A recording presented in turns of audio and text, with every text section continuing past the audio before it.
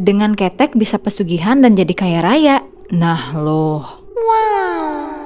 Eits, tapi keteknya bukan ketek ini ya guys ya. Kecuali kalian itu keteknya semulus keteknya Ketis atau Kates.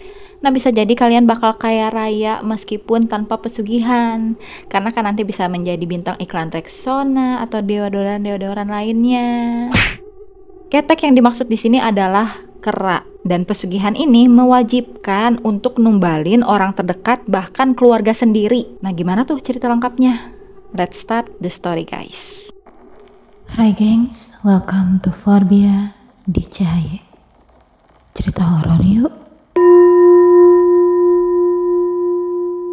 Hai Bia, sorry you guys. Semoga semuanya tetap sehat dan dalam dengan Tuhan ya. Kenalin semuanya, aku Forbia. Di sini aku menceritakan cerita horor yang menurut aku menarik, dan semoga cerita horor yang menurut aku menarik ini bisa menarik juga buat kalian.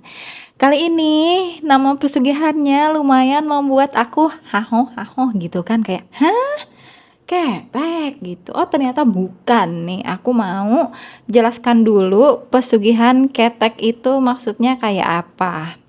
Dilansir dari Radar Tulung Agung, jadi pesugihannya tuh kurang lebih kayak gini. Pesugihan ketek atau pesugihan monyet ngujang juga meminta tumbal cairan merah dan nyawa makhluk hidup sebagai imbalan. Tumbal tersebut tidak selalu manusia, bisa juga hewan seperti kambing, kerbau, atau ayam. Namun, jika ada tumbal manusia yang diminta, biasanya manusia tersebut adalah orang terdekat atau keluarga dari pelaku pesugihan tersebut. Mereka harus menuruti semua permintaan makhluk gaib. Apabila ada perjanjian yang dilanggar, maka pelaku pesugihanlah yang akan diambil nyawanya oleh si makhluk gaib tersebut. Nah nanti si pelaku pesugihan ini kalau misalkan udah beres melakukan ritual pesugihannya, maka akan dihadiahi monyet dan harus dirawat seperti hewan kesayangan. Monyet itulah nanti yang akan menjadi perantara pelaku pesugihan dalam mendapatkan kekayaan secara cepat. Ini mirip-mirip kayak miara tuyul ya. Tapi ini beda gitu. Kalau tuyul kan mengambil darah dari si ibu ya karena harus netein. Kalau ini nggak ngerti nih aku juga. Tapi ciri-ciri orang yang melakukan pesugihan ini diantaranya memiliki aura wajah yang gelap karena melakukan praktek ilmu hitam. Oh ini ilmu hitam guys. Ada yang menyebutkan kalau perilaku orang yang melakukan pesugihan ini nanti sama kayak monyet. Karena sosok jin yang mereka sembah bisa masuk ke dalam raga si pelaku pesugihan tersebut. Selain itu, pelaku pesugihan memiliki aroma yang busuk dari tubuhnya. Kalau menurut aku jangan ya. Hindari yang kayak gini-gini, apalagi nanti kita bisa bau busuk. Gimana rezeki mau datang kalau kita bau busuk guys? Orang atau klien juga gak mau ngedeketin atuh. Nah selesai ya dari konteksnya seperti apa. Sekarang aku mau masuk ceritanya.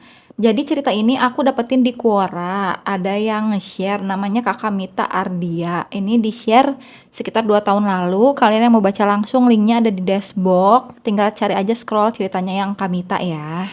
Ini aku akan bacain seperti biasa, terus aku akan react. Pada saat di sini Kamita ditanya untuk menceritakan pengalaman pesugihan yang ia ketahui, dia tuh jadi teringat nih kalau emang dulu dia sempat mendengar cerita tentang pesugihan.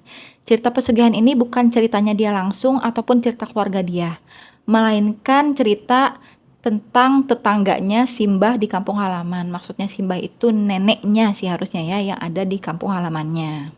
Cerita lengkapnya seperti apa? Sekarang aku akan mulai bacain guys.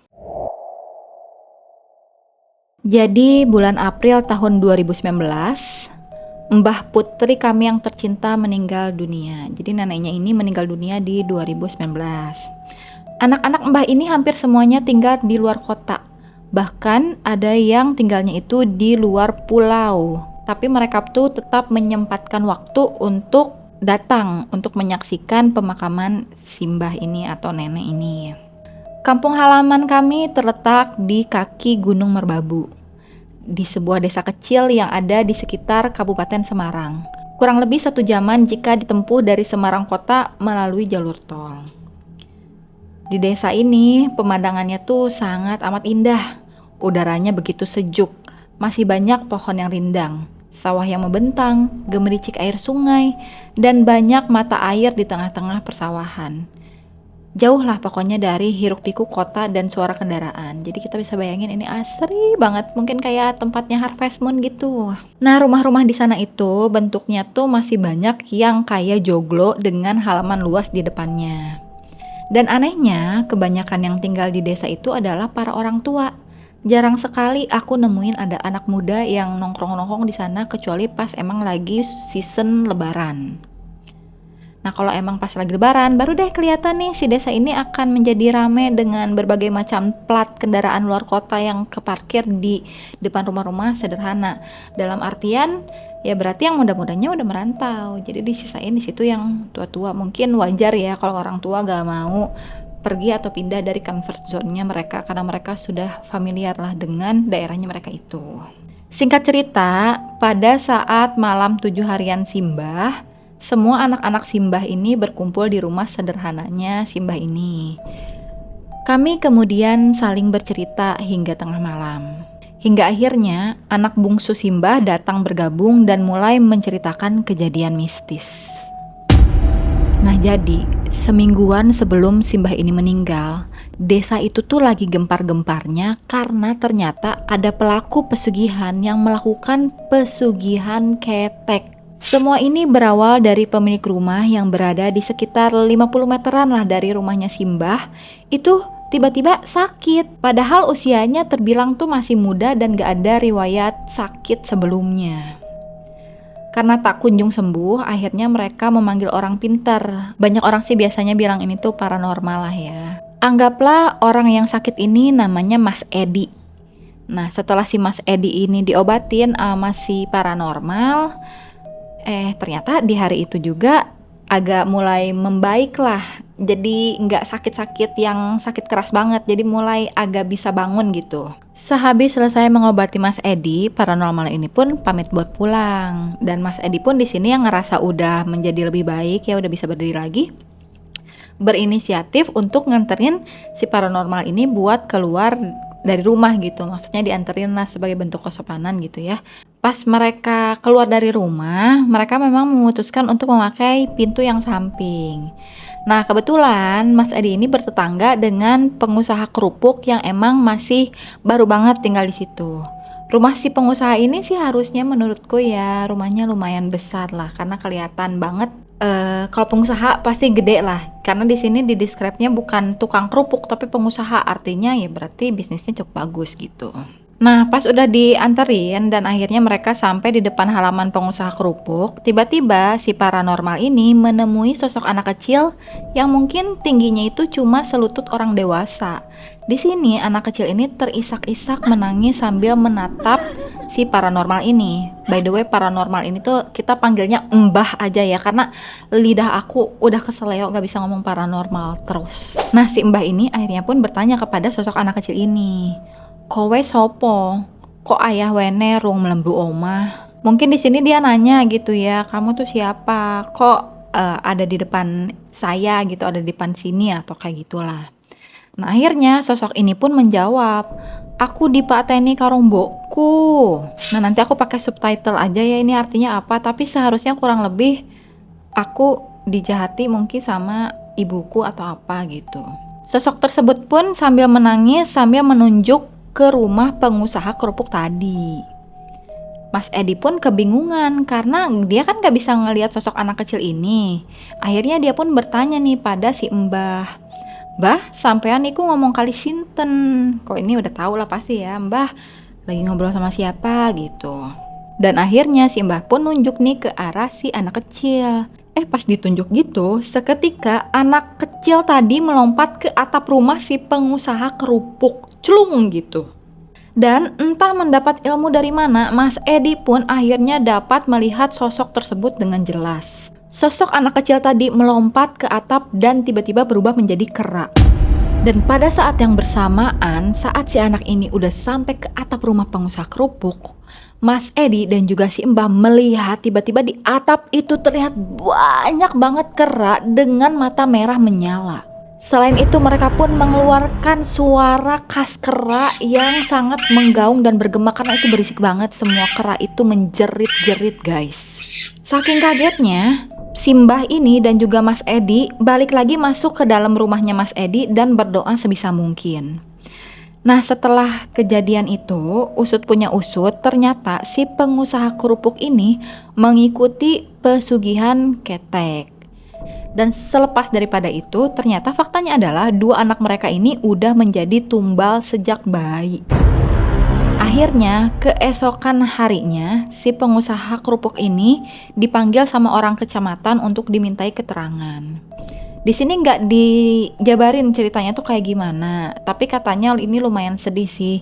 Soalnya mereka itu at the end menumbalkan anak sendiri demi pesugihan. Sebenarnya ada banyak banget sih cerita mistis yang terjadi di desa neneknya Kak Mita ini gitu. Tapi di sini Kak Mita nggak ceritain secara detail, tapi yang pasti desanya ini memiliki atmosfer yang berbeda.